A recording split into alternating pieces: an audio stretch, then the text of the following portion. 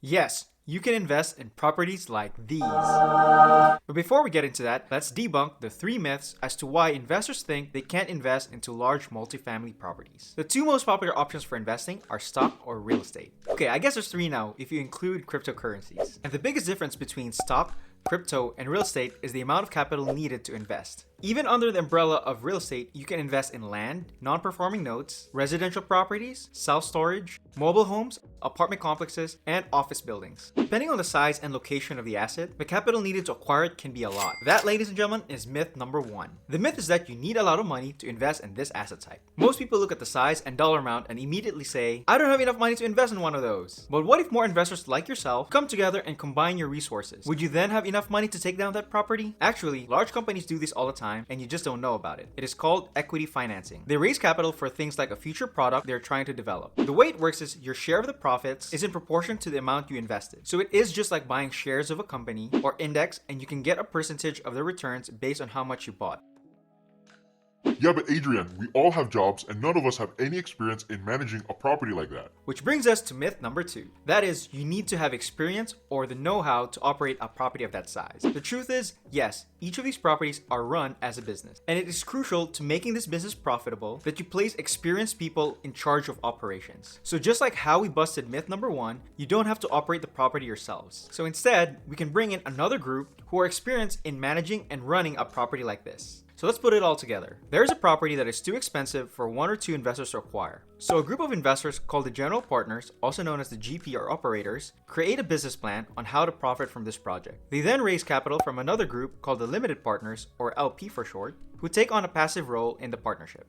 What we just did is define a real estate syndication. Once a business plan is implemented and the property is stabilized, the general partners sell the property and split the profits with the limited partners. And that brings us to our last myth. It is that there's this secret gathering of rich individuals, and in this meeting, that's where they share all multifamily opportunities. So the reason why you don't hear about these opportunities is because of the Securities and Exchange Commission, or the SEC. You see, when capital is raised for a private placement, example, a real estate syndication, we are technically selling a security. I made a video covering the 2 most popular SEC filing exemption and the reasons as to why you don't hear these opportunities. I'll link that video in the description below. But basically, if the deal is filed under Regulation D 506B, the operators or GPs are not allowed to advertise the opportunity. They're not allowed to promote it through Facebook ads, YouTube ads, or Instagram. Another criteria is that the operators must have a substantive relationship with the investor prior to sharing the opportunity. So where do you find these operators? First, you can ask close friends and family and ask if they have invested in a real estate syndication deal. Second, you can attend local real estate meetups or attend real estate conferences. And third, you can save on the cost of the event ticket, the plane ticket, and the hotel room, and meet operators in the comfort of your home by going to cashflowmarketplace.com.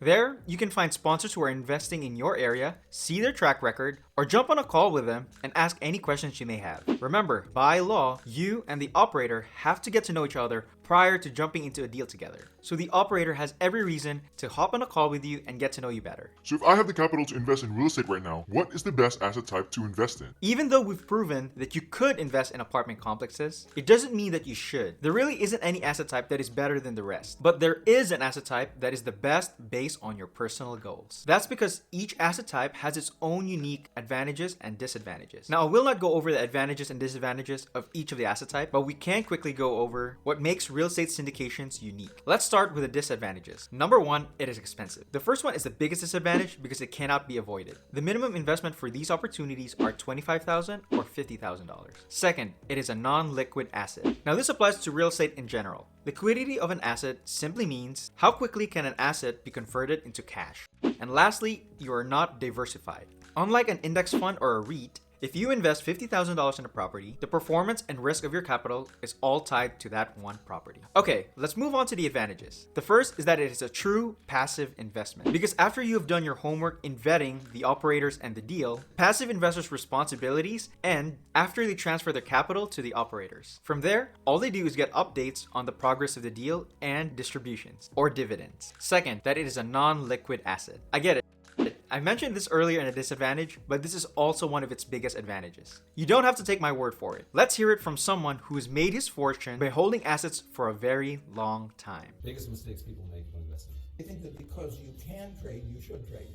You buy a farm, You buy an apartment house, you can't resell it tomorrow. Now you get something handed to you, liquidity, which is instant. So because they can so easily move around, they do move around, and moving around is not smarter than investing. There you have it. A non-liquid asset protects the passive investor from panic selling. That gives the investment enough time to grow and only sell when there's enough value in the asset. And lastly, you have direct contact with the operators. When you invest in a stock, index fund, or a REIT, the chances are slim to none that you're able to get on the phone with the decision makers of that company. In real estate syndications, you can hop on the call with the actual operators and they can answer any and all questions you may have before, during, and even after the deal is sold. And if you're willing to fly out, you can even walk the property with the operators. You just can't get that level of transparency in stock or crypto like what you can get in a syndication deal. Alright, I understand that even after you can't invest in apartment complexes through real estate syndication, it doesn't really give you a clear picture on how it can help you achieve your financial goals. So watch this video next where I cover what passive investors really make using real live deals. Along with the information you got from this video, you can tap into the same opportunities that the wealthy uses to reach their financial goals.